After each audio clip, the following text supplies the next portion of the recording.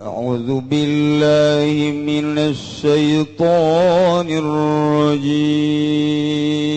بسم الله الرحمن الرحيم اللهم صل على سيدنا محمد وعلى آل سيدنا محمد. Emang kumaha kitu hikmahna? Cek Kangjeng Nabi hikmahna. Laparan beuteung, hauskeun hati, leuleuskeun awak, niscaya lanazara qalbuka ila Allah. Niscaya hate maneh bakal neuleuh ka Allah. Ambuh. Laparkeun beuteung urang, hauskeun hati urang ka Gusti Allah. Kok bisa kos gitu sih? Sebab dina ngalaparkeun beuteung, ngaleuleuskeun awak, didinya bakal aya katoharohan ruh, bakal aya kasofaul gulub. Mantak Imam Syafi'i ngadu Allahumma mnun alaina bi sofail gulub wa hablana sahihal muamalah fi dunya. Nah eta teh sofail gulub, bening hati, bersih hati. Moal bisa bagi jelema nu deuk hayang nyahojati diri tanpa puasa, moal beunang. Puasa kelehkeun beuteung urang tina kadaharan, ngajauhan watak hewan-hewan, leleskeun awak urang ku sebab urang lapar awak jadi leles, seakan-akan urang keur menyiksa awak urang, siksa awak urang ku urang, beuteung laparan ku urang, kemudian hate horenganan jadi bersih. Teka rasa ku urang teh hate teh jadi bersih aneh, ruh jadi suci. Taharatir ruh, wasafail gulub, nazara qalbuk ilallah. Ya Allah, hate bakal neuleuh ka Allah. Wa antasumu khairul lakum. Puasa leuwih bagus ka aranjeun kabeh in kuntum ta'lamun mun maneh nyaho. Sebab naon? Dina ayat nu itu nage la'allakum tattaqun. Menawa anjeun takwa. Artina kunaon? Puasa eta supaya jadi takwa. Takwa teh naon? Nganyahokeun diri urang bahwa diri urang hamba sieun ka Allah. Maka urang nuturkeun aturan Allah. Bakal akur puasa mah nu sugih jeung nu susah. Nu sugih puasa mah teu dahar teu nginum teu jima, nu susah ge teu dahar teu nginum teu jima. Sugan aya perbedaan, jang nu susah mah ti isuk-isuk ti subuh datang ka magrib, jang nu sugih mah salantaran loba duit datang ka lohor bae jang teu. Akur. Wa anta subuh khairul lakum in kuntum ta'lamun. Akur bae nu sugih jeung nu susah. Nomor kahiji. Nomor kedua, bakal nimbulkeun talattuf wa tarahum. Sebab naon? Hate geus bening. Ketika orang sapoe dua poe ngarasakeun lapar, awak leuleus, hate beuki caang,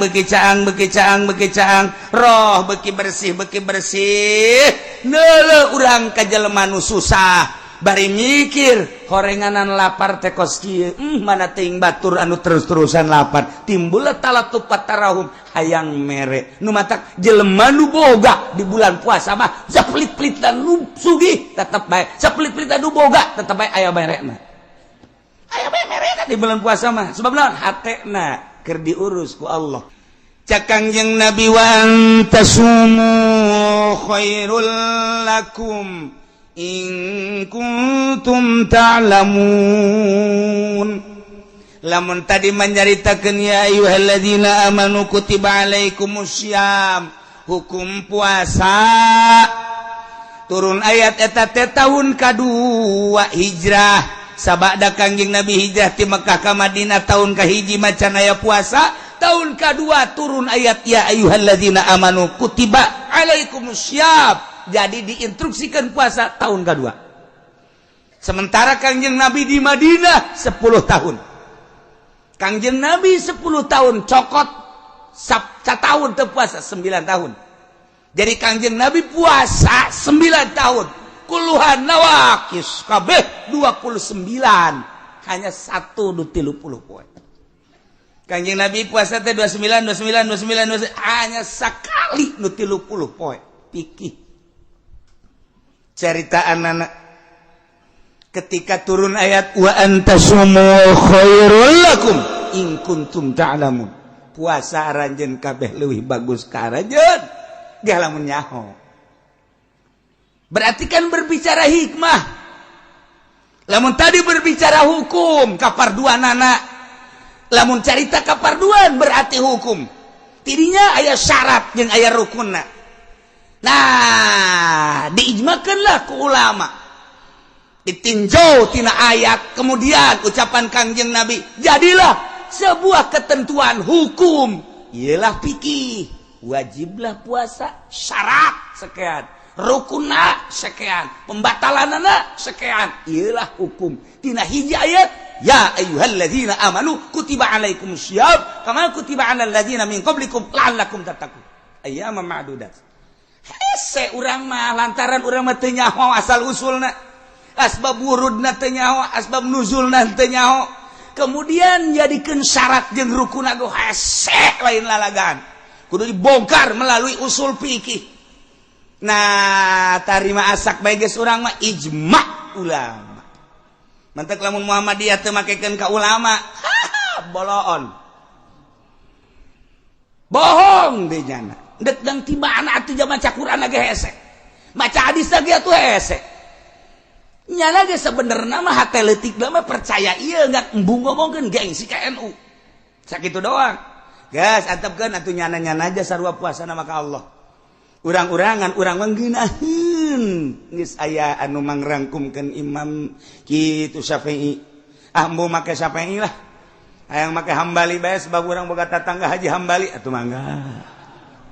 Sing hade bebesi salah ke Hambali eta deui. Atek mana Hanafi bae gae dek make Maliki mah eta mah. Pokona mah mazhab anu opat mah mudawan. Silakeun tamang geus. Bek dek make nu mana-mana ge. Acenah urang mah dek pindah-pindah bae. Kumaha pindah-pindah teh? Poe ieu puasa teh dek make Syafi'i, isuk make Hambali. Engke poe kaopat make Maliki, poe kalima mah poe katilu make Maliki, kaopat make Hanafi. Balik deui ka Syafi'i atuh bae. Becus mah. Aduh apa eta Habib Said Maliki mah kan mantang disebut Said Maliki. Eta teh nyana teh madzhab Maliki nu dipake ku nyana nama lain Maliki bae. Nyana kadang-kadang sataun make Syafi'i, kadang-kadang sataun make Hambali, kadang-kadang make kitu Hanafi, kadang make kanak Maliki. Eta teh kumaherna dina madzhab. Maher dina madzhab. Urang hebat. Urang mah teguh dina Syafi'i bae. Wajan kuku mah geus Syafi'i bae urang. Geus kapepet-pepet ka karak. Geus kapepet ka karak urang. Neangan. Hebat. Sebenarnya ieu nu paling hebat bah. Nu koski nu paling hebat mantak diakui dunia ge. Urang Mesir ge urang Mesir. Anu manehanana hebat jasa elmuna ka urang Indonesia mah. Tak. Angkat topi ka urang Indonesia mah sebab terus bae Syafi'i. Pajar pinter horeng nyahonangan eta mah.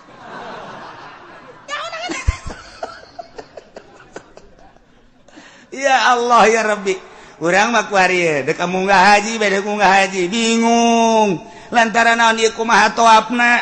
Lantaran ieu batal deui aya teu jadi toap teh.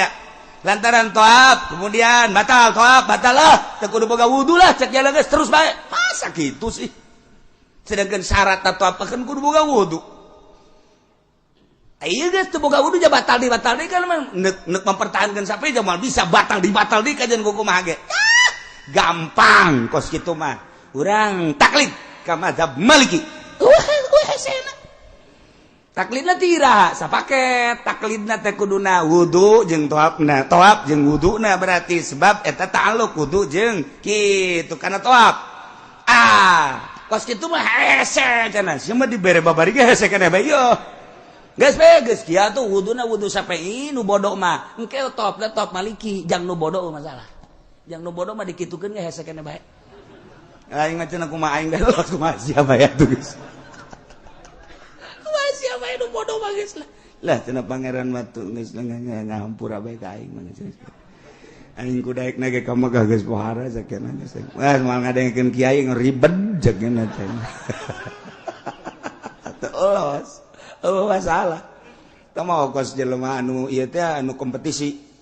gara-gara calon lurah kemudian terepeh nu ieu menang nu ieu eleh akhirna nu elehnya masjid ibah heula ieu mah carita akhirna ieu masjid kan deukeut tah oh atuh kan dirinya make promosi woi dulur maningan ke masjid ieu anyar cek ngeunaheun dipakena ge al jadid ladid walau kal hamid pan kitu amat tah yang ngena ieu ge sarua dulur ulah sok ngahajakeun ka nu anyar geus bogo masjid urang mah heubeul kompetisinya na masyarakat supaya nu cak ieu ka ieu cak ieu ka dieu cak ieu terus we kompetisi woi maningan ka nu ieu cenah di dieu mah aya tahriman woi ngeunaheun di dieu ge aya sholawatan woi kompetisi ujung-ujungna kieu dulur ngeunaheun geus salat di dieu mah geus teu kudu wudu ngeunaheun jangan tolol teh jelema. Ya, pokoknya sholat kan itu mah kudu wudu bae di dia mah teu wudu ge jadi bae cek dina teh. Ngasih anyar mah. Geus nu narimana mah pangeran ieu geus asal asup sholat beres. Atuh pinuh di dieu satu. Jelema barodo atuh. Ya asal datang kadinya sholat teu kudu wudu. Nyampe ke deui masyarakat dulur di Masjid Anyar mah asal sholat bae teu kudu wudu. Ngeunaheun cek. Pada tah hese tah kos kitu tah. Nisbat dinu bodoh mah ieu ge kitu toh. Padahal mah gampang. Kurang wudu kuarieu nih taklid ke Madam Maliki kurang belajar wudu Maliki sarua wudu mah jeung wudu sapengan pedah beda nah nya nama ieu na doang urang mah ngusap sirah aing nya nama dikumbah nu mantaknya nama kumbah ge kitu lang zet tak adi kana sirahna beres jadi geus kadituna toab amprok antal jeung awewe teu batal mazhab Maliki, mazhab Hanafi, nyan Hanafi, nyan nama antal jeung awewe teu batal. Ada kula waktu kamari ngainstruksikeun ka jamaah. Maliki. Wah beh Maliki. Atuh ngahaja haji pen di masalah awewe teu batal. Masalah awewe teu batal. Terus sia mah oplok. Atuh teu batal ge ulah dikitu-kitu. Teu bareres. Anak buah teh teu bareres kabeh ge. Masya Allah. Nah, urang lamun bisa mah geus bingung nah ulah ge talpek teh kumaha nah pembatalan anak kan keluar ai hitut mah kabeh ge Hanafi Maliki kabeh batal ngising batal ulah kieu geus aing mah pas hitut aja sia batal henteu cak sante cak Hanafi hitut batal cak sia sia mah Hanafi urang lembur sia meureun itu batal kabeh lamun keluar getih tah cak Syafi'i teu batal cak Maliki batal urang taklid ke mazhab Maliki terus kuntu urang keluar getih atau mimisan atau titajong kan keluar getih batal lah cak Maliki dah ketika urang keluar getih batal pernah nyana tetep sia batal tak keluar getih aing balik deui lah ka Syafi'i atuh kira batal sia batal talpek karana tadi ti Syafi'i ka Maliki ti Maliki barang keluar getih ka Syafi'i deui engke di akhirat cak Syafi'i teu sia lain mazhab aing sia lantaran sia geus kaluar ti aing ka Maliki sia cak Maliki lain sia ge cak batal aing sia kunaon balik deui ka Syafi'i ieu kudu kumaha ni malaikat seret nerakakeun talpek eta teu beunang sama kos kitu mah di hiji pagawean talpek nah ieu mah keur carita urang lamun nyaho mazhab ngeunaheun deuk Syafi'i bae Maliki gae ngeunaheun justru ikhtilaful ummah rahmatul bedana ulama perbedaan ulama jadi rahmat lain jadi pacekcokan ku hari di urang mah perbedaan teh jadi pacekcokan kunaon eta lantaran ego asa aing bae kabeh ge ulah asa aing hormatilah ikhtilaf cak Gusdur teh mah perbedaan itu harus kita hormati sebab dia punya dasar berarti kita harus menghormati dasar dia sebagaimana dia menghormati dasar kita masalah pacekcok teh ngan di urang mah jadi masalah sebab naon aya kepiraon-piraunan pan urang mah mana kepiraonan kunaon sia teu nurut ka aing eta piraonna ge urang mah ngaji teh lain titah nurut ka urang Allah geus sakitu ketika teu nurut ka urang mangga kadanan cara wali embung wauh jeung murid beusi naon beusi mere urang mah lain wauhan murid abeh mere pan blon eta sabalikna wali urang mah bantak jara rawuh jasa urang mah jeung Allah nah wa antasumu khairul lakum wasa marane kabeh leuwih bagus ka marane kabeh in kuntum ta'lamun mun maneh nyaho berarti berbicara hikmah. Nyaon teu sih hikmahna puasa sehingga bagus jasa? Emang kumaha kitu hikmahna? Cek Kangjeng Nabi hikmahna. Laparan beuteung, hauskeun hati, leuleuskeun awak, niscaya lanazara qalbuka ila Allah. Niscaya hate maneh bakal neuleuh ka Allah. Ambuh. Laparkeun beuteung urang, hauskeun hati urang ka Gusti Allah. Kok bisa kos gitu sih? Sebab tina ngalaparkeun beuteung, ngaleuleskeun awak, didinya bakal aya katoharohan ruh, bakal aya kasofaul qulub. Mantak Imam Syafi'i ngadu Allahumma mnun alaina bi sofail qulub wa hablana sahihal muamalah fi dunya. Nah eta teh sofail qulub, bening hati, bersih hati. Moal bisa bagi jelema nu deuk hayang nyaho jati diri tanpa puasa moal beunang. Puasa kelehkeun beuteung urang tina kadaharan, ngajauhan watak hewan-hewan. Leleskeun awak urang ku sebab urang lapar awak jadi leles. Seakan-akan urang keur menyiksa awak urang. Siksa awak urang ku urang, beuteung laparan ku urang, kemudian hate horenganan jadi bersih. Teka rasa ku urang teh hate teh jadi bersih aneh, ruh jadi suci. Taharatir ruh, wasafail qulub. Nazara qalbuk ila Allah, ya Allah. Hate bakal neuleuh ka Allah.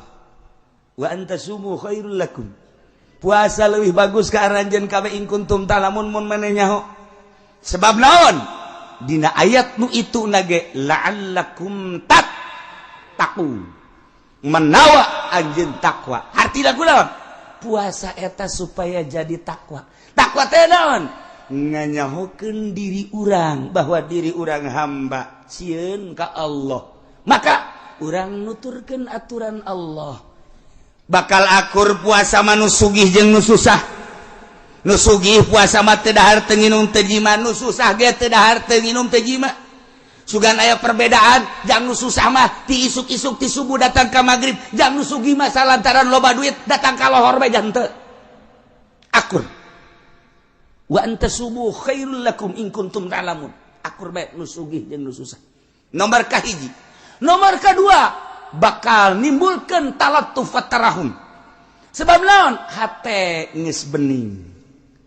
Ketika orang sapoe dua poe ngarasakeun lapar, awak leuleus, hate beuki caang,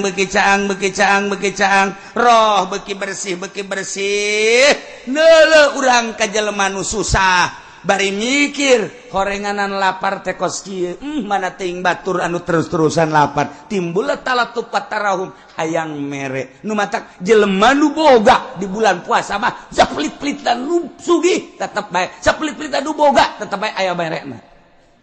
Aya bae merena di bulan puasa mah. Sebab naon? Hatena keur diurus ku Allah. Teh beteungna ku urang di laparan, awak leuleus, mulai hate nyai-nyaian neuleuh ka Allah. Adapun neuleuhna ka Allah nisbi, kumaha kekuatan diri urang. Urang lamun ditanya, "Siap puasa?" Puasa. Dahar atuh embung. Kurang sieun. Sieun ka saha? Ka Allah, besi disiksa ku Allah. Eta kan keur neuleuh ka Allah melalui syariat.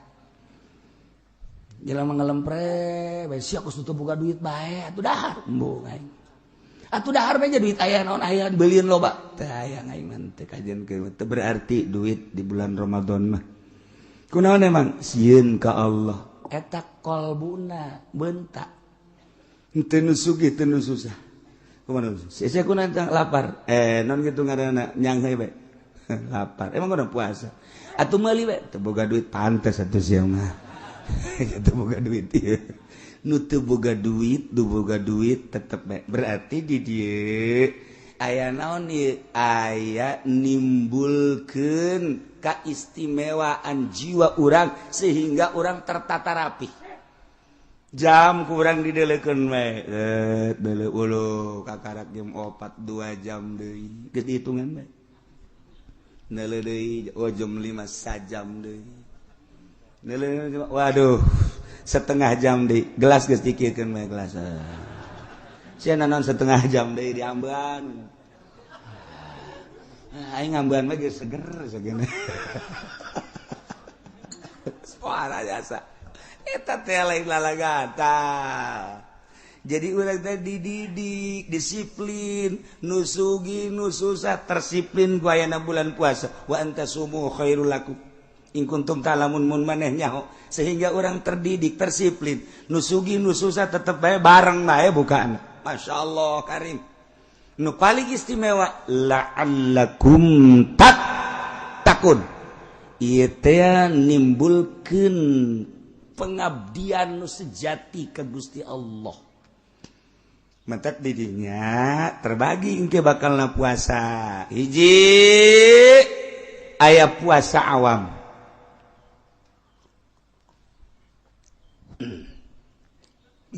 Puasa awam teh hartina puasa sakumaha tadi.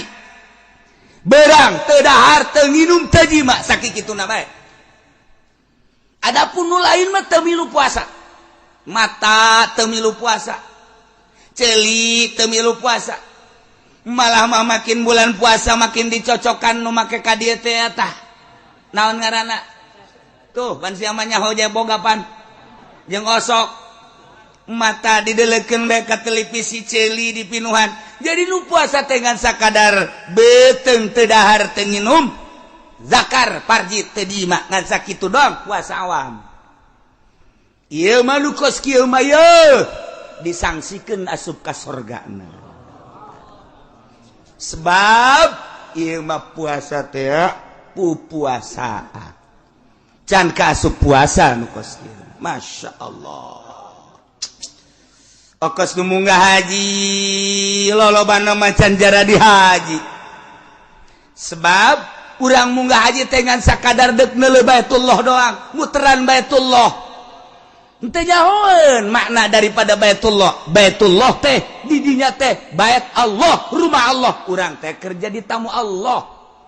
Lamun urang sakadar neuleuh Baitullah doang, berarti ieu haji zahir. Ketika urang boga rasa ieu teh ima Allah, batin urang kapanggih jeung Allah, maka sikap urang bakal pinuh ku adab.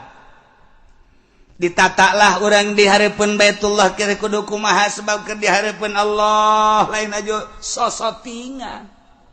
Beuh toap di soting kotrek. Datang ka imah tuh bapak lagi soting. Toap bapak tuh lihat tuh. Beuh bohara ngarendeng juga orang Pakistan. Ada kan? Mending mun lalaki awewe deh. Tinggal anakna bae bapak bogina amat bapak ini. Masa top sama awal orang lain? Iya bapak hebat ini. Ini jangan mah kur top kekikian. Wah kayaknya bapak mah gila kali di sono. Maknana Baitullah berarti didinya aya Allah. Batin urang teh kapanggih lah jeung Allah. Lamun urang kapanggih jeung Allah penuh ku tadarru urang. Adab dipetakeun. Ketika urang berangkat ke Arafah, di Arafah teh urang teh keur ditongton ku malaikat. Allah ngerahkeun seluruh malaikat nongton ka jelema nu keur wukuf di padang Arafah. Deukeun coba hamba-hamba aing cak Allah. Aing nu sangat deukeun. Urang keur ditongton ku Allah. Ditongton ku malaikat. Kumaha perasaan urang ketika urang di hareupan ku Allah.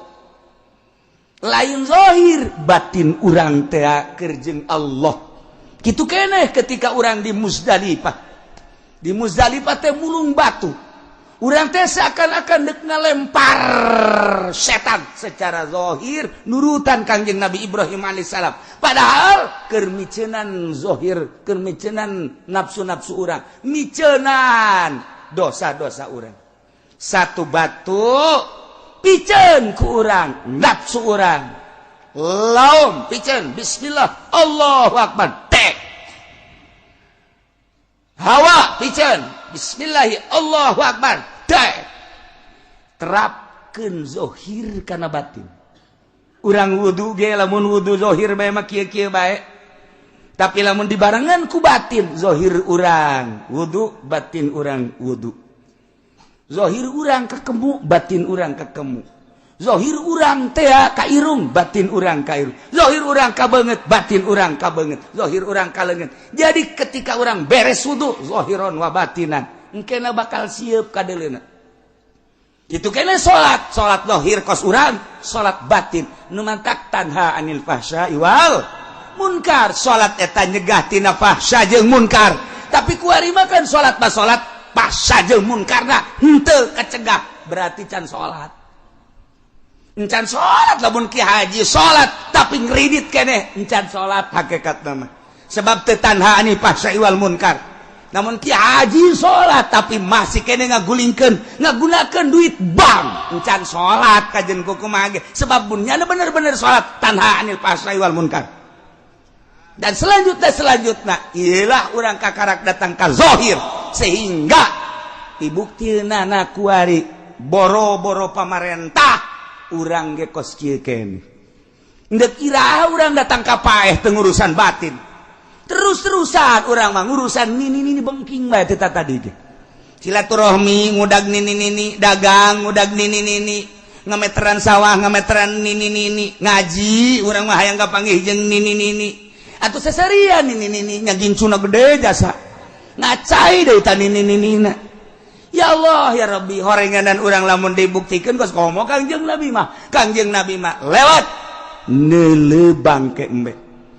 Cek Kangjeng Nabi naon eta bangke embe nu bogana resepen teu ka bangke iya tun teu urang mun dibere daek teu hayang dunia eta kos bangke embe nu bogana ge mbueun teh ka bangke urang kuari lamun mudag-mudag dunia berarti urang mudag-mudag bangke urang lamun teu dikitu-kitu moal jadi noreko. Udah mau noriko teh, boh justru hayang dunia. Kabeja ku batur torikot, boh murid dikumpulkan, sianu sugihnya. Ya. Ayo sumbang atuh mama, iya. Insyaallah. Yang tarekat teh parugu kuari mah. Tarekat teh teh miceunaan dunia nafsu jeung setan, endahan ngagugulung nafsu jeung setan. Ngajilah nu mantak urang batin wa antasumu khairul lakum in kuntum ta lamun mun manehnya bahwa puasa eta leuwih bagus lantaran naon lantaran puasa teh ndek nempokeun batin urang ka Gusti Allah. Nu mantak Syekh Junaidil Baghdadi neangan guru datang ka ieu lain plek aya kapanggih guruna wah ieu barang kunyana ditaliti teu buka-buka puasana terus bae geus 20 tahun teu buka-buka puasa. Buka teh ngan sakadar lebaran tasrek cek Imam Junaidil Baghdadi ieu nu kaing kudu di guruan mah nyana asup ka dinya ngaguru. Terima biasa norekat. Beres tamat tidinya hayang puas boga guru. Neangan deui guru torekat teu kapanggih aya jelema masyhur jasa saat eta pohara jasa muridna ge ribuan kamasyhuranana pohara jeung kacaritakeun ku batur teh jada teh ahli Allah diintip kunyana teu pernah puasa dahar bae bingung cek Junaid teh berarti can usul ilallah nyana ketika nyana ngaguru di nu pertama maka karak nyana boga hati-hati doang ihtiyat geus rada nyai-nyayan ngan encan usul. Begitu kapanggih jeung guru nu kadua. Endek ka gurunya na tapi ieu mah guru tilok puasa. Isuk-isuk ngawudu. Berang seutik dahar. Sore dahar deui. Aya makan malam sagala. Cek Syekh Junaid ai masyhurna mah pohara, muridna ribuan. Tapi kok teu pernah puasa. Aneh cek. Jadi ulah ieu ngaguru kanyana. Sedengkeun hayang ieu teh batin teh hayang usul ilallah. Geus ka guru dinu pertama. Tapi can aya kapuasan, ieu manggih guru kub kabehan dituduhkeun ka dieu tapi ieu mah teu puasa-puasa. Karek datang assalamualaikum. Ulah sok mang cek guruna. Ulah neuleuh daharna. Turutan mama daharna ku sia. Nya geus kaget.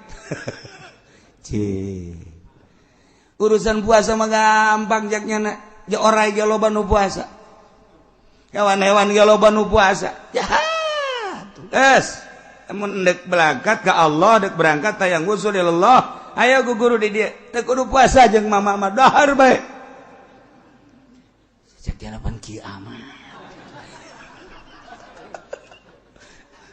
cek kira teu jadilah geus jahat eta encan ge ngomong aya teu jadi mah geus indit ih pada kanyahoan bae aing moal geus indit teu kudu mama moal maksakeun balik deui bae ka ditu ka sok puasa emang di jero hatena deui balik deui ka nu puasa balik deui nya kana puasa ka ditu teh nya di jalan ge geus puyeng we nya ji pan tapi pan nya nyahueun bae nya cek nya ieu aing dek balik deui nyahueun cek nya nah ieu si kumaha mang aing mang balik deui datang da kana puasa bae datang ka ditu pan teu jadi atuh guguruna ka ditu deui balik deui ka ditu cak guru sok puasa teh ulah ka dieu ayo ka balik deui ka ditu sebab siapa usulna bakal di ditu lain di dia ulah di dia siapa ngan nurutan puasana doang ibadah nu lain mah teu diturutan je aing ka ditu dicarekan ka ditu dicarekan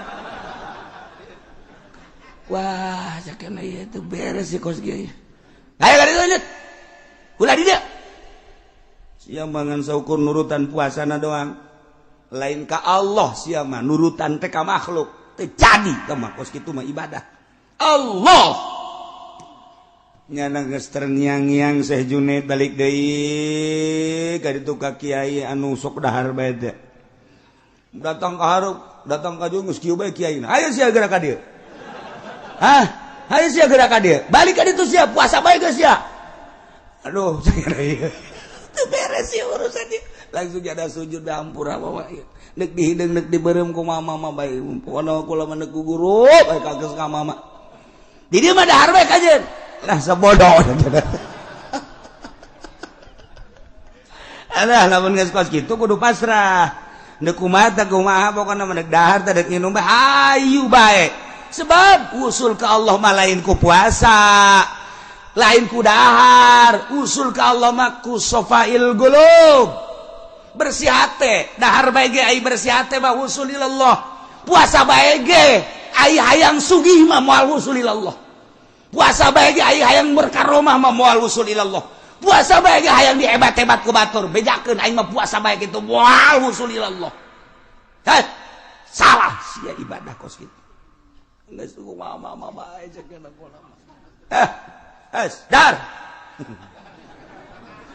dahar ngana mus dahar nama aduh mama kede nama baca dak wali bae masih begede nusuh ya udah geus dahar ke pondok sore-sore dari dah jana dahar bae aing irah dididikna cek ieu dahar terus-terusan turun dahar dipanggil dahar terus sore dipanggil dahar sore bang dah kabelah dieuna terus dididik jadi puasa jeung dahar bakal akur lamun bening hate ngan metode doang bahwa lamun urang lapar ieu hate jadi bersih aya jelema nu kudu bersih hatena seubeuh bae sebab manusia diciptakan ku Gusti Allah beda-beda karakter. Aya nu mun lapar perem, eleh careuh mah. Aya nya nama lamun seubeuh perem bae. Sabalikna aya nu mun seubeuh buringas. Aya lamun lapar buringas. Geus kumaha karakter-karakterna. Mama murid mama teu kabehna dahar tuh nu itu mah titah puasa bae tuh nu itu mah malah mah aya 40 poe teu meunang dahar teu meunang nginum itu mah tuh saminggu nu teu meunang daharna nu itu mah 3 poe teu meunang dahar nu itu mah sapoe sapeting sakali doang daharna aya potongan maneh mah Junaid geus sia mah potongan dahar aya dahar bae beuh cek Junaid aing burung dianggap tukang dahar cek kieu teh dahar sia mah dahar kobloh dieuna dicarekan moal wusul ilallah sia dahar bae mah Junaid ambo yak jasa ibu dan guru kos jasa mana ayah wali dahar baik dongeng Kangjeng nabi baheula carang dahar atuh kabelah dieuna para sahabat anu usul ilallah macarang dahar kabelah dieuna para tabiin usul ilallah macarang dahar dongeng du dahar bae usul ilallah siapa datang ka dengan dahar doang nya aya si kudu kumaha ieu teu dahar salah korenganan kos kitulah guru mursyid mah maksudna dahar jeung teu dahar teh ka Allah bae puasa ulah hayang naon imam mun ditanya sia naon puasa naon hizib eta salah moal wusul ilallah sia naon ieu puasa naon aing puasaan hikmat geus 3 tahun abeh tamu loba ambalayah neraka jahanam eta sia naon ieu puasa abeh naon dagang abeh laku puasa teu beres etalah puasa fikih puasa zahir puasa batin mah Allah hiji be kulantaran diparentahna ku Allah puasa teh cak guru Ki Junaid Allah nitah nangan Ramadan doang puasa salian Ramadan mah teu dititah ku Gusti Allah adapun puasa nu lain tah manang Kangjeng Nabi in kuntum tuhibbunallah fattabi'uni yuhibbukumullah ndak dituturkan itu mangga Kangjeng Nabi ndak teu bae langsung ke Allah mangga nu pusat nama puasa mah Ramadan doang Allah tah nu nitah hiji saja nama Kangjeng Nabi matak sian dek puasa ke Allah dek teu puasa ke Allah ulah nurutan guru ieu mah daharna ja guru aing dahar bae beresna sia kajen guru Allah ulah sok nurutan manusia ibadah satungtung nurutan manusia eta mah ngaranna ibadah zahir ibadah batin mah hiji Allah sia kajen guru ka mana Junaid lamun satungtung nurutan manusia bae moal husul ilallah hiji Allah puasa cak Allah teu puasa cak Allah kukumaha ge cak Allah bae geura tereh geura tereh ayo dipetakeun Syekh Junaid teh anggap maneh teh keur ka Mekah Junaid lamun ka Mekah teh kan kudu make pakaian ihram begitu datang ka Baitullah teh maneh teh kudu thawaf di dinya teh kan jadi tamu Allah ulah jadi tamu Arab tidinya maneh sa'i ka Allah karak cukur selesai tahallul yeuh awak maneh teh Masjidil Haram Junaid tah qalbu teh eta teh Baitullah puterkeun ruh maneh di Baitullah jadikeun roh maneh tamu Allah di diri maneh ieu teh kabeh diciptakeun jangka Allah Junaid sok lamun urang dek ka Mekah mah jadi tamu Allah teh kudu make visa kudu make kendaraan ka ditu kudu make paspor kudu make biaya tapi maneh mah hayang jadi tamu Allah sapoe sapeting bisa 600 bisa 360 kali kapanggih jeung Allah maneh jadi tamu Allah sapoe sapeting 360 kali kapanggih jeung Allah asal bisa sok berem sidakep cekel hate cekel galbu sok rasakan bahwa di diri maneh teh di jero aya Baitullahan wa tahhir baiti lit taifina wal akifina sok bersihkeun ku maneh hate maneh ulah aya nu narangtung di jero hate tahhir baitia qalbu sucikeun lit taifin wal akifin war ruk'is sujud ulah aya duniaan ulah aya makhlukan ulah aya nafsuan bersiap toapkeun roh maneh di dinya moal kebal kapanggih maneh jeung Gusti Allah kira-kira teu kudu puasa dek puasa mangga dek dahar mangga beda horeng perjalanan batin mah urang mun kuari nyaritakeun puasa nu tadi puasa parentah Allah Ramadan melalui fikih tadi teh puasa umum kuari urang naik ka puasa khusus ilukeun raga urang puasa lamun tadi teu dahar teu nginum teu jima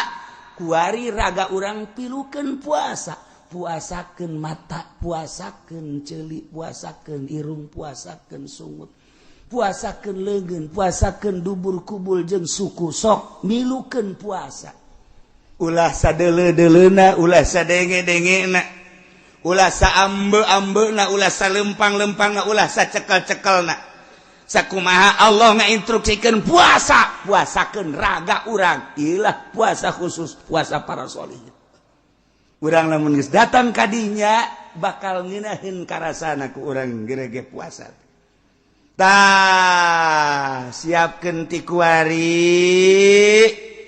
jang dapur abeh ulah kaganggu urang mana kade panggil ku urang pamajikan lamun urang mama sini sini duduk sini lamun urang lembur mah nyai kade nyai diuk di naon aki nyai jeung aki ieu dek bulan puasa kakak hayang tentrem ibadah tah ieu mah urusan dapur pakaian budak dirinya kabeh tah geus disadiakeun 50 jutanya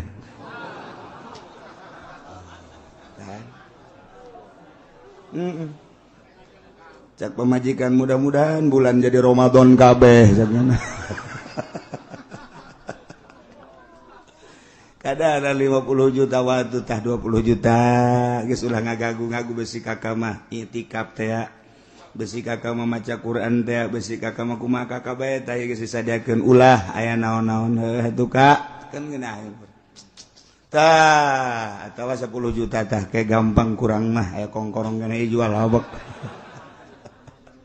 tah eta kan ngeunaheun kitulah para sholihin baheula abeh tentrem tenang di jero bulan puasa teh kumaha dirina ka Allah ulah aya kegiatan naon di jero bulan puasa teh hiji bae ka Allah mentak Syekh Junaid di pagahan ulah kanyahoan puasa sanajan maneh puasa ulah kanyahoan puasa ka Allah bae anu nitah puasa Allah anu neuk ngaganjar Allah nu rek narima Allah ngaganjar ka Allah maneh puasa ulah kena kanyahoan bahwa mana puasa sok ayo laksanakeun nyana puasa di luar bulan Ramadan sanggeus puasa terus kadatangan tamu lamun nyana teu nginum bakal kanyahoan puasa supaya ulah kanyahoan puasa nginum puasa wali bakos gitu kalamun eueuh tamu poe eta atawa aya tamu ge lah nu kira-kira ngan sakur-sakudak sakedeng sautak saeutik-utik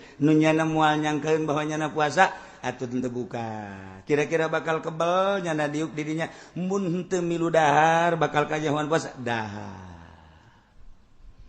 teu kanyahoan sababaraha taun ge ta Ki Junaidil Baghdadi teh puasa atawa henteu na ku jelema jelema teu kanyahoan urang mah pan lain urang mah datang tamu dar ayo mah aja tidak lagi puasa saya aduh sedikit lagi nih aduh namatin dah bangsa 20 hari lagi bom habak ngil mah kos gitu ya tawa lain urang gajaran kos gitu teh ieu keur carita ka jero ieu mah urang mah hese kos gitu teh hayang kanyahoan bae ku batur mantak ieu aing si didengekeun besok mah encan aya nu ngalem-ngalemnya aing ieu geus puasa bae encan aya nu kadenge bu haji anu mah puasa bae sia namu kadinya mah hararese sebab puasa tah hayang kadenge kos kitu tah ngeunaheun asarakan aja jantung tarariis iman henteu bae tah eta urang kos kitu sumah hese batin mah hiji bae ibadahna ka Allah nu bakal narimana Allah nu bakal ngaganjarna Allah ulah ditolelir manusia mah sabodokeun manusia mun urang bisa bari muasyarah hege ulah kanyahoan ku jelema mun teu bisa muasyarah urang nyepi sorangan bae lamun nyepi sorangan bae masih kena diudag-udag keneh bae bari urang can bisa hate urang teh urang indit ka mana ka leuweung urang indit ka gunung nyalametkeun ibadah ka Allah doang ada mah Allah nama eta-eta keneh di gunung eta di leuweung eta di kota eta cuman ieu hayang embung kanyahoan ibadah urang cukup ka Allah doang eta lah nu hese mulai Ki Junaidil Baghdadi nelusuri ternyata horenganan ulah keluar ti parentah Allah disimpulkeunlah dina kitab Ki Junaid kula boga guru dua nu hiji puasa bae nu hiji mah dahar bae ketika diteliti nu puasa bae hayang usul ilallah ngabersihkeun diri melalui puasa lantaran Kangjeng nyarita laparkeun beteung hauskeun hate leuleuskeun awak niscaya maneh bakal deuleu ka zat Allah hate maneh puasa guru kula nu hiji dahar bae caknyana ulah sok nyeun ibadah dahar diparentah asalkan ka Gusti Allah keun daripada urang puasa kemudian jijeunan ibadah tanpa diparentah ku Allah engke urang boga rasa aing mah hebat jasa padahal lain diparentah ku Allah asa diparentah ku Allah cilaka sia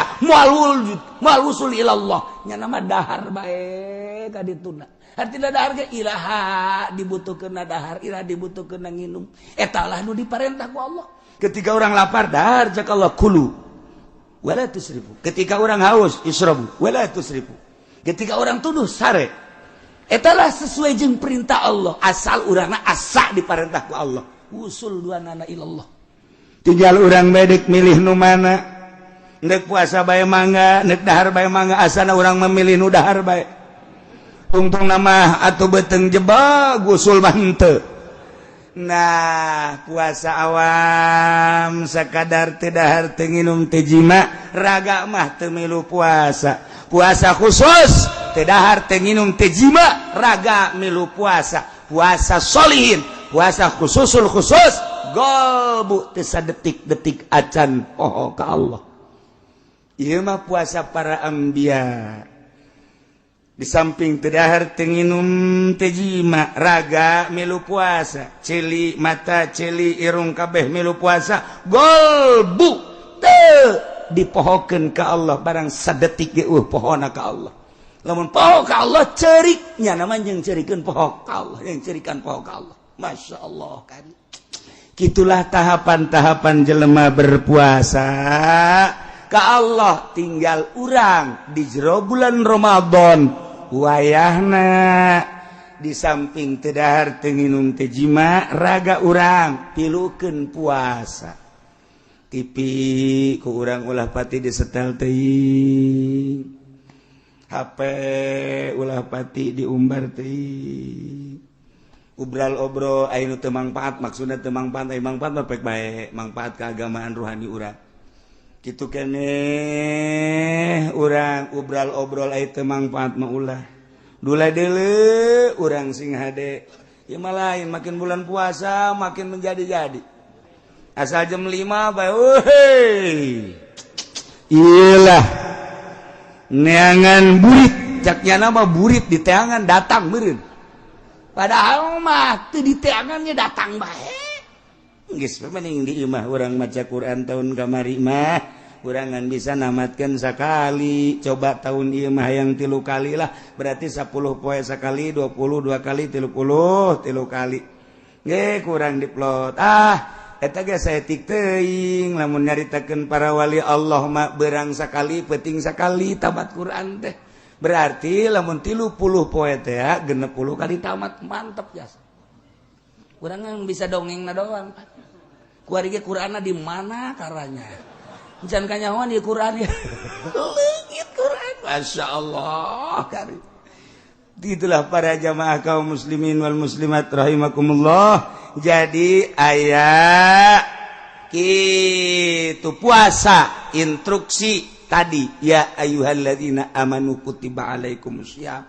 etalah bag-baganana fikih aya urusanana hikmah wa antasumu khairul lakum in kuntum ta'lamun iyalah dipakai ku ahli-ahli thariqah ahli-ahli tasawuf di luar bulan Ramadan ge mun maneh nyaho horeng puasa teh istimewa sebab naon ngabersihan galbu nyucikeun rohani sehingga urang bisa neuleuh ka Gusti Allah hikmahna nu paling istimewa la'allakum tattaqun berarti urang kapanggih jeung jati diri urang yakni urang bisa mengabdikan diri sebagai hamba anu sejati ku ayana puasa mudah-mudahan urang kabehan dibere kuat dibere tabah dibere ngeunaheun puasana tinggal tanggal hijina iraha kiai alhamdulillah anu ngitung saantero dararatang ngitung-ngitung melalui hisab qot'i termasuk epimeris termasuk hitungan jenis ialah loba ternyata kukula geus ditelaah akur kabeh jeung perhitungan kula. Alhamdulillah tina sekian anu ngitung ieu hasilna tahun ieu insyaallah urang puasa bakal bareng. Sebab derajatna gedena luar biasa. Hadhil harakah li amalil hisab li ma'rifati awal syahri Ramadan sana 1436 Hijriah. Hasilna luar biasa. Aya nu ngiriman 5 di Jawa hiji, kemudian di daerah urang dan di Kulon. Na ieu ngakurkeun hisab akur kabeh. Jadi keterangan geus teu kudu dicaritakeun sebab ieu mah gede jasa darajahna akur kabeh ieu mah. Jadi darajahna ieu malam Kemis 10 derajat 30 detik. Masya Allah. Mentak ieu mah geus bisa kadeuleu langsung ku urang kieu bae geus. Urang nuleukeun ka Kulon bae geus bage teu kadeuleu ge tuh bulan geus kitu bae geus pokona. Jadi lamun dicaritakeun panjang sebab ieu akur kabeh hitungan-hitungan. Nya itu Selasa legi 16 Juni 2015 pukul 20.41 kabeh lamun dicaritakeun ti mimiti Rabu kemudian Kamis. Na ieu mah geus bae malam Kamis deuleu ka Kulon 10 darjat 33 detik. Jadi luhur bulan jeung gede. Insyaallah lamun cek ahli falak, cek guru kula di Cipanas kitu papih, kitu kene Kubang. Lamun urang ngitung 10 derajat, menang 10 derajat eta bakal 10 tahun bakal bareng bae puasa. Lamun teu aya macam-macam. Lamun teu aya unsur-unsur ti nagara. Surah guru geus kadege bae. Papih Cipanas, Kiai Kubang Izudin. Lamun urang Abah di dieu lamun urang Nakwim menang 10 derajat, engke ka ditu selama 10 tahun kurang lebih bakalna akur bae. Ramadan teh sawalna naon ka 1 Ramadan jeung lebaranna bakal akur lamun eueuh unsur-unsur. Geus coba ge urang cirikeun. Teu batak geus gaji palak teh geus mun dicaritakeun sagala rupana rame. Di samping rame indah, di samping indah ka dituna bisa jadi dukun. Ieu palak ge kos kitu tah. Geus urang geus ka dituna mah leuwih jauh lama ge geus teu kudu dicaritakeun mah lantaran gede jasa ieu mah bulan. Nge lamun aya anu lembu puasa perbo, ieu tetep encan sebab ijtima'na malam. Kemudian lamun aya nu puasa poe Jumat atuh tah derajatna ka ditu bisa lain 10 derajat, bisa sabaraha derajat tah mah. Kumahanya bae geus. Nah, tinggal lebarana urang Jumat. Jumat 4 derajat leuwih. Jadi urang puasa poe Kemis Jumat, Sabtu, Minggu Senin Salasa, Rebo Kemis, Jumat lebaran berarti urang puasa sabaraha poe? 29 poe. Lamun urang nyaritakeun tentang falak kelas nasional Indonesia atawa kelas internasional nu diceklan ku negara ru'yat tapi berpatokan hisab. Selalu kitu bae. Nu diceklan ru'yat nu jadi patokan hisab, moal bisa ru'yat tanpa hisab. Kalau urang nyaritakeun tentang hisab Baghdad, di Baghdad nu jadi patokan tetap hisab bae kajen kukumaha ge. Sebab naon? Sebab ru'yat hese. Hanya orang-orang tertentu keputusan negara tetap ru'yat tetapi tetap nu main hisab. Iyalah Baghdad. Seluruh kitab-kitab lamun ku urang dicaritakeun komo aya nama aya falak temporer.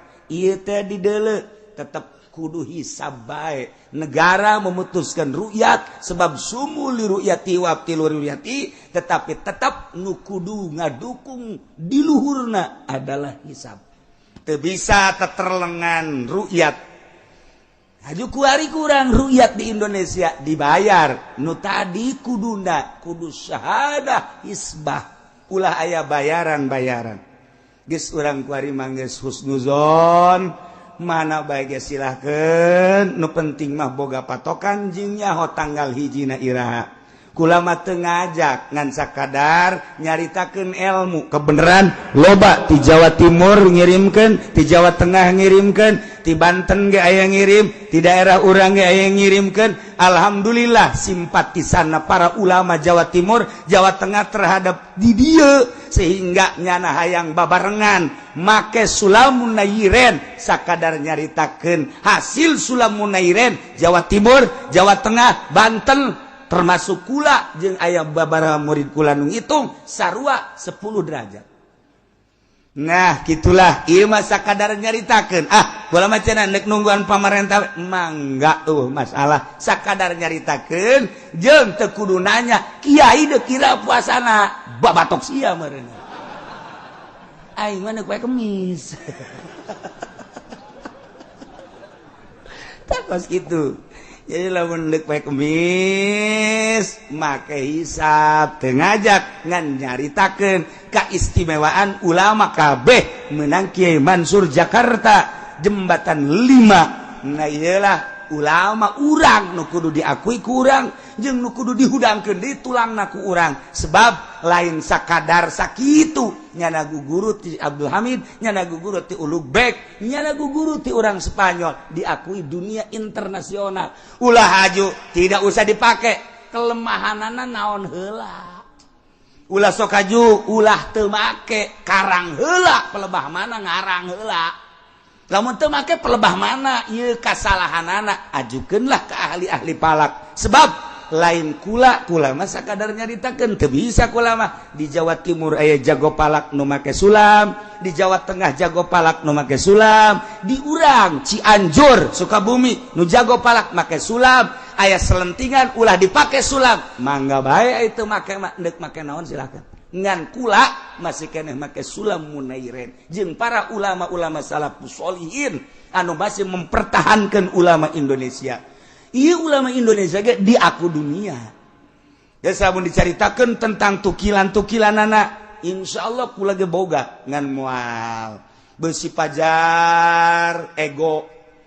Tukilan Habib Usman ti abah kula ambalaya sakieu barang dibacaan hebat jasa. Tukilan Kiai Mansurna sakieu ti ditu ti guru kula mun Habib Usman ti abah lamun ieu mah ye ti guru sakieu dibacaan hebat geus. Ieu mah jangan yakinkeun bahwa menurut hisab qoti sulam munairen 10 derajat malam Kemis. Kula deuk puasa poe Kemis, lebaran poe Jumat. Sakitu bae temen guys.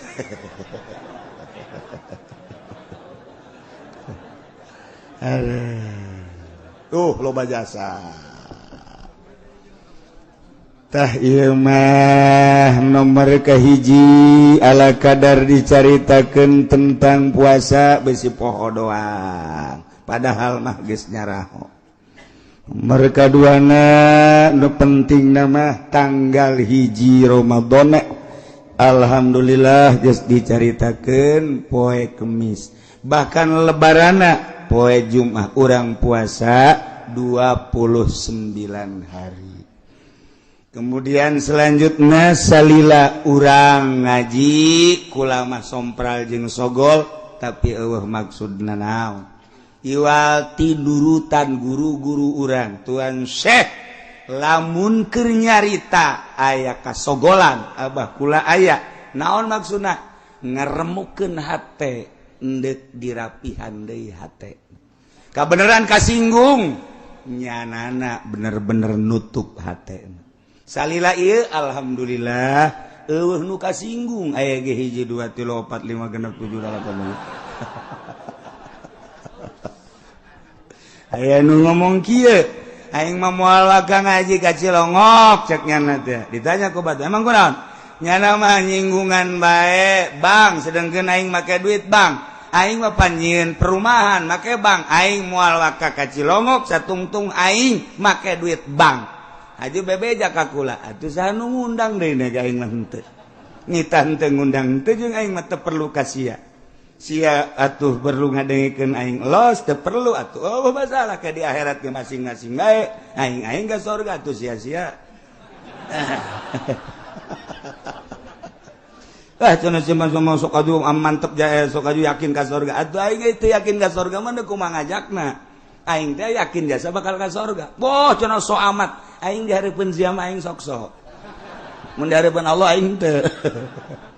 Ieu mah keur carita kasogolan kula masalah nu dituju hiji-hiji jelema ngan sakadar yu urang babarengan mengenal Allah melalui syariat, mengenal Allah melalui thariqah, kadaanan urang mengenal Allah datang ka hakikatna. Salila satahun dina pengajian tentu kasogolan kula karasa na iyalah hampurakeun kula jeung kula insyaallah ngahampura. Kahiji nomor kaduana beusi aya kasalahan-kasalahan naon kula hampura jeung jamaah kabeh teu kudu menta hampura ku kula geus dihampura. Berarti tingkah ucap jeung pagawean beusi aya salah kula jeung bapak-bapak ibu-ibu kabehan ulah aya naon urang silih hampurakeun. Urang kuari babarengan mudah-mudahan ke di akhirat ge babarengan ge. Kemudian urang kitu menghadapi bulan suci Ramadan, urang babarengan puasa selalu ingat ke Allah Subhanahu wa taala hampura segala rupa kerabat-kerabat nu aya di pondok pesantren boh kula sakeluarga kitu keneh sae kaya aya nu aya di pondok pesantren adik-adik kula kabeh ulah aya naon-naon nya. Jadi urang kuari terakhir pengajian untuk di tahun ieu mudah-mudahan ke urang kapanggih deui di bulan Syawal kabeneran aya haul abah nu kabeneran aya waktu dina haul abah urang lebaran poe Jumat kemudian Sabtu orang nyawalan Sabtu Minggu Senin Selasa Rabu Kemis Jumat Sabtu tah orang malam Minggu malam 9 jadi Jumat Sabtu Minggu malam 10 berarti malam Sabtu tah eta malam Sabtu malam 9 orang hawal abah lamun nu aya waktu keur teu ka mamana urang babarengan zikir anu aya waktu anu teu aya waktu masalah aya nu mantak Gusti Allah nitah puasa emang kumaha kitu eta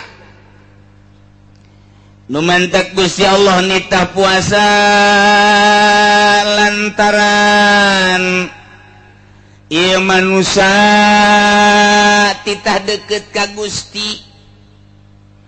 Sebab cak Gusti Allah aing nyieun sia supaya dedeketan jeung aing ke di akhirat mun sia deket jeung aing ku aing dibere tempat nu indah, dibere tempat anu mulia, dibere tempat sebagai penghargaan deket da anjeun ka kaula sorga. Di mana anjeun jauh ka kaula ku kaula bakal dibere tempat di neraka sakitu janjian.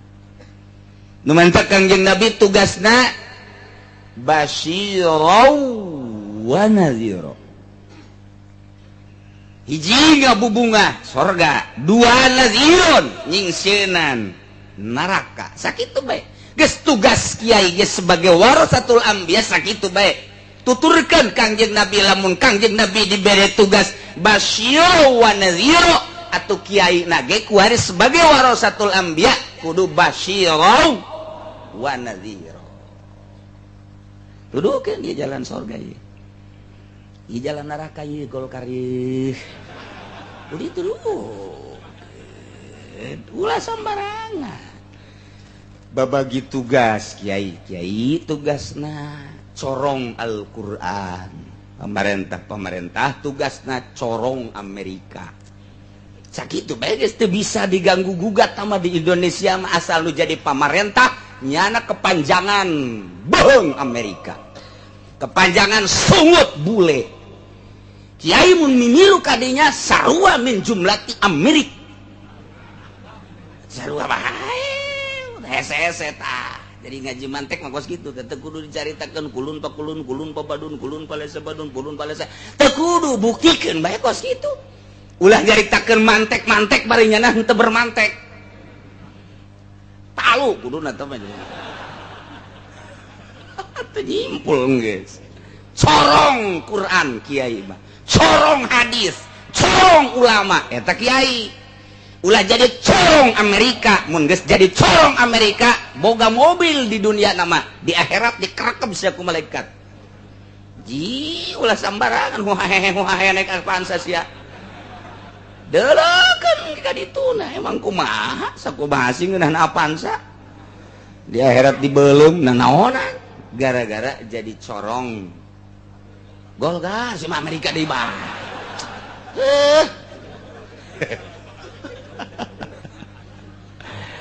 Atuh nun teman teu bae ngan hampir kitu bae kabeh.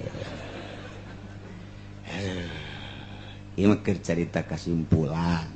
Dihenteu teh gatuh kitu bae.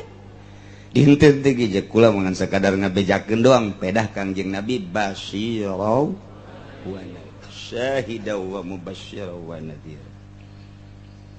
Kumaha kitu?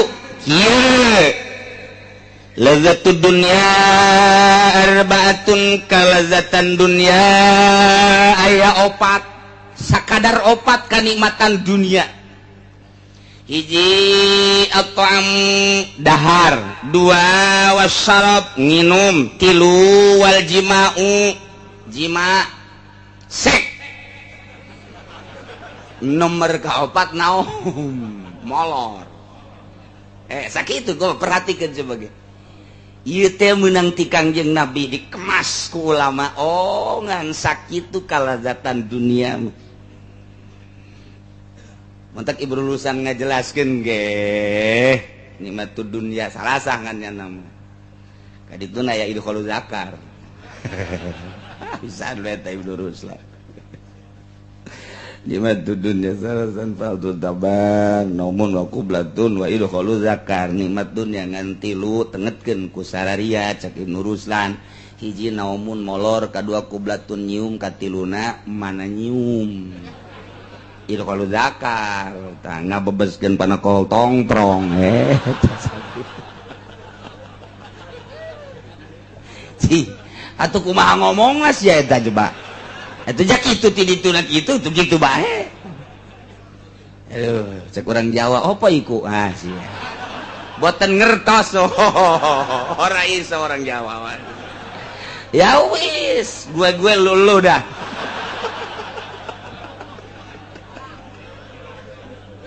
Apa ikut cenah? Aduh, masya Allah. Emang orang Jawa mah pikasirian bae. Pikasirian bae ke cerita Gus Dur teh diundang ka Mekah ku raja, di aya nu dibawa ulama kiai 10. Barang datang ka istana kerajaan di ditu di Arab. Aya aula di luhurna merekna aya mamnu dukhul. Nyana kieu bae. Astagfirullahaladzim. Astagfirullahaladzim. Astagfirullahaladzim. Gideg bae dia tadi hareupeun lawang. Sambarkeun ku Gus Dur, ono apa sih? Gus Dur atuh. Iki cenah. Opo iku? Iki mamnu duhul, dilarang berduhul di sana. Berarti ini tempat duhul katanya. Waduh, cek Gus Dur teh ya. Dasar teu nyakola, orang NU teh teu nyakola. Ini mah dilarang masuk. Bayinya di Indonesia nyebut duhul-duhul teh ke pemajikan. Jadi itu barang kamar mamnu duhul, emang ini tempat duhul kali ya. Tuh, emang itu ngaraji kos kitu ta. Mamnu duhul padahal tempat kiki tua.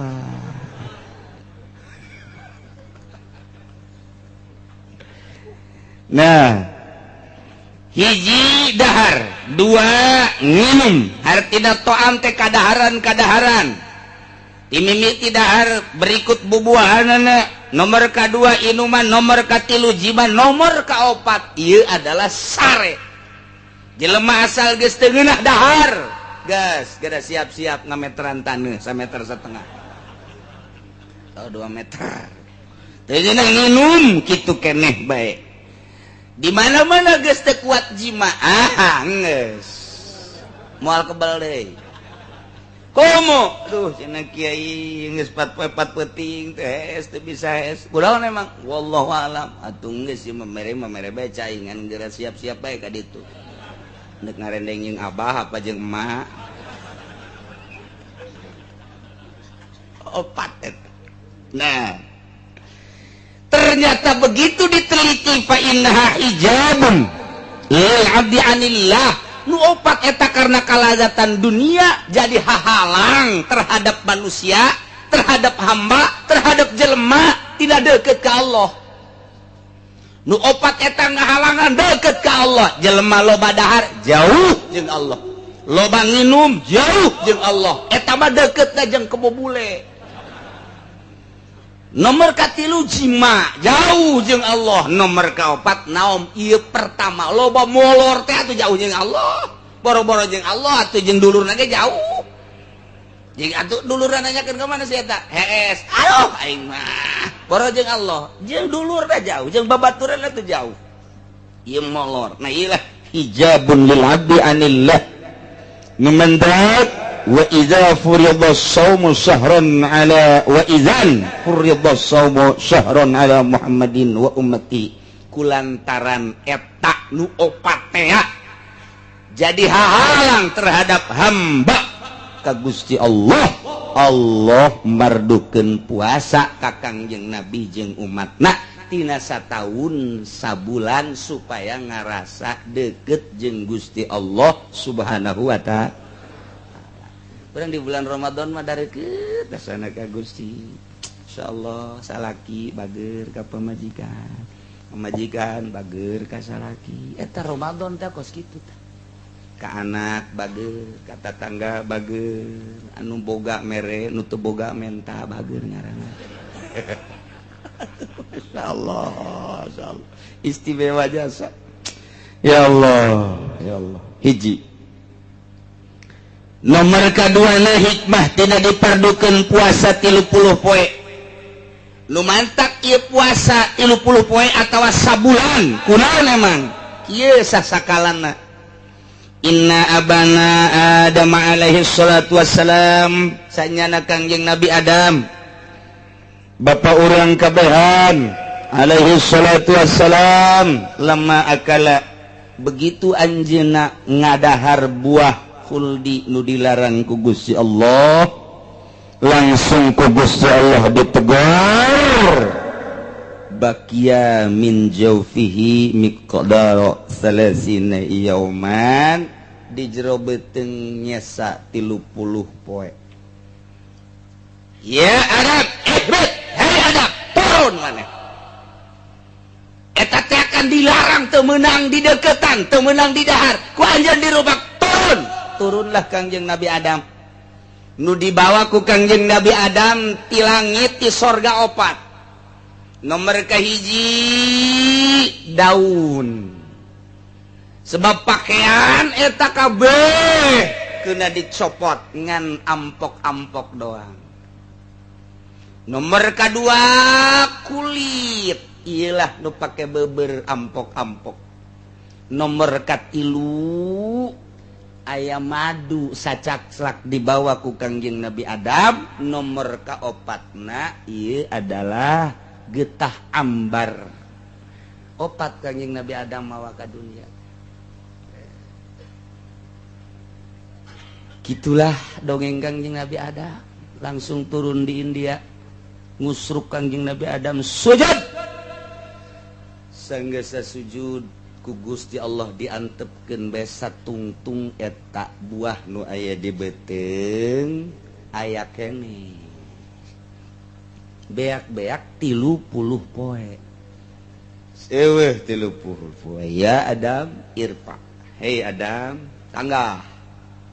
Tah dihampura dosa saenggeus teh kahitutkeun, kaisingkeun, kahitutkeun, kaisingkeun 30 poe ka 40 poena bersih, maka Kangjeng Nabi Adam ditarima tobatna.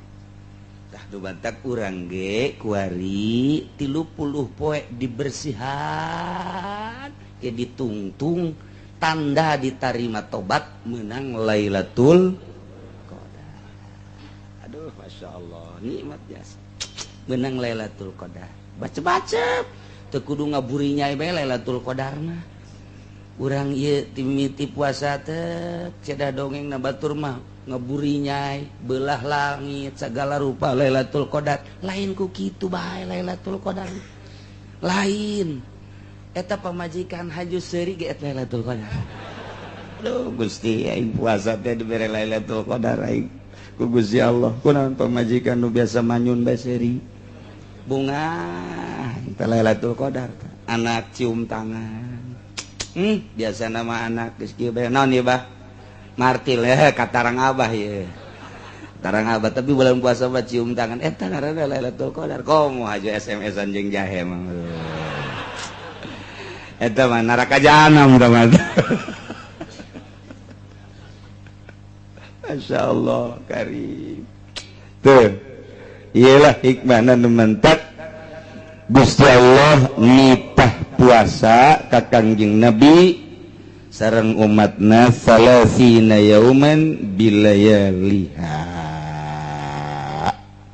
Tak urang mudah-mudahan diberi sehat ku Gusti Allah, diberi jag-jag ku Gusti Allah, diberi daek urang ibadah ka Gusti Allah sehingga bener-bener urang menang ridho Allah Subhanahu wa ta'ala.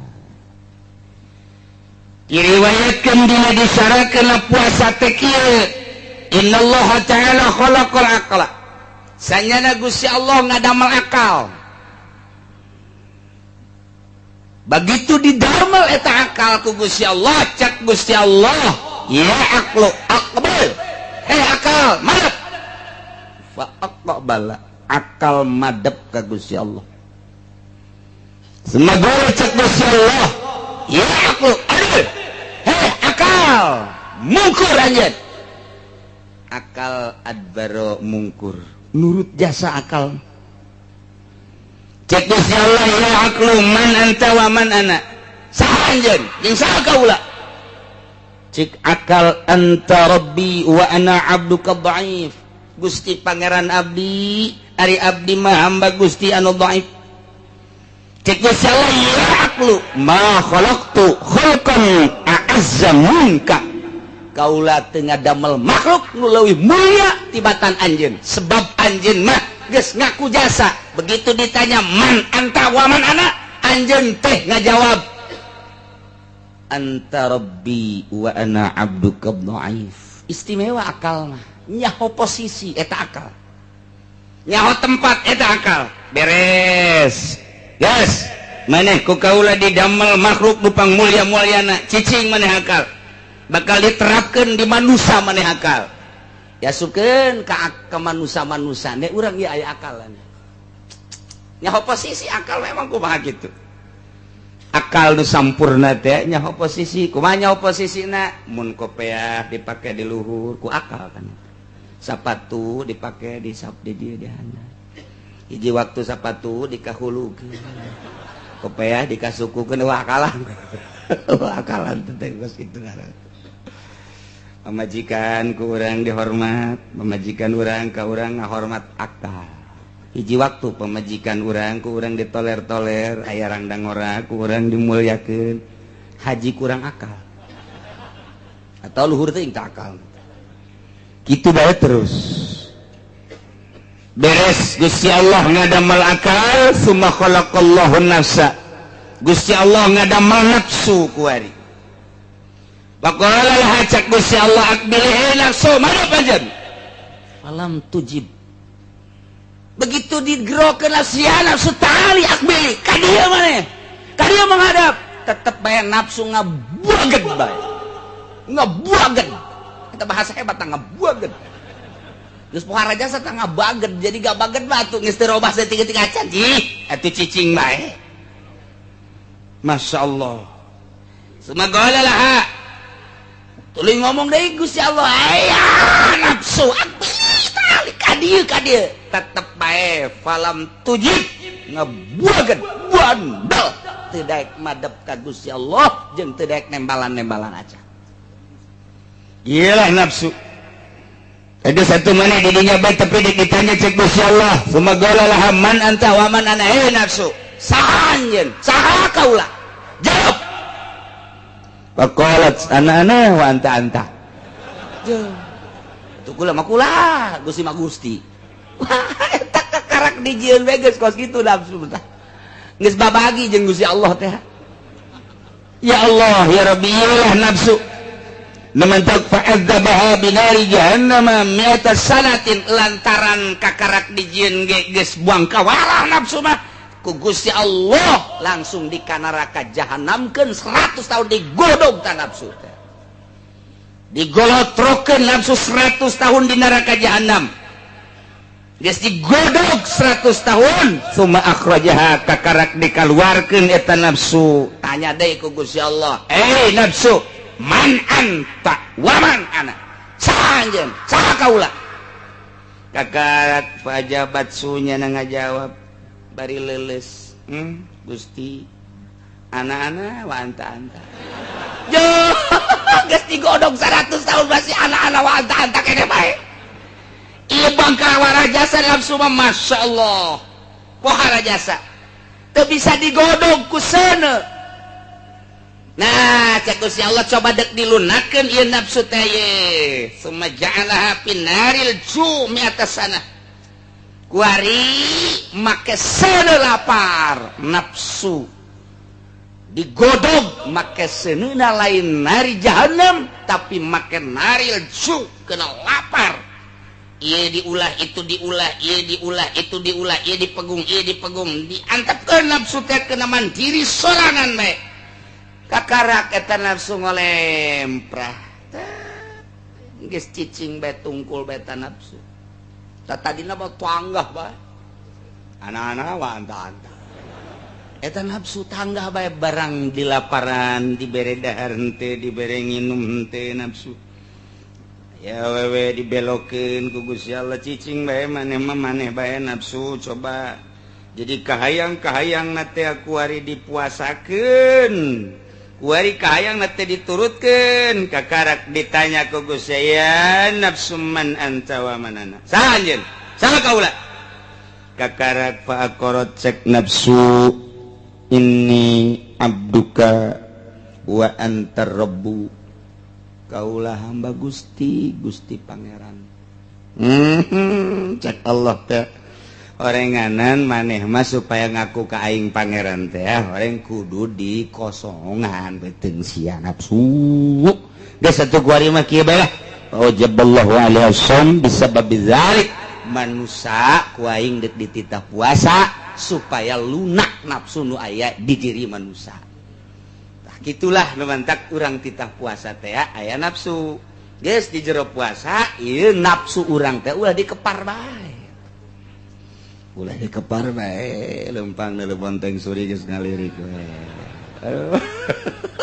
ya nafsu teh aya nafsu atuh nafsu teh rek hareup ka Gusti Allah di mana-mana buka nya bonteng suri nya kopi nya teh manis nya susu atuh begitu tarawih teh daek menghadap kereknya nantu tarawih ge milihannya nanu 11 di mana euy tarawih nu 11 di mana? Tuh di masjid itu. Yuk urang ka ditu lah di dieu mah 23 pape. Neangan nu 13, neangan nu 11. Barang datang ka ditu geus alhamdulillah. Nafsu gara-gara bonteng suri tah.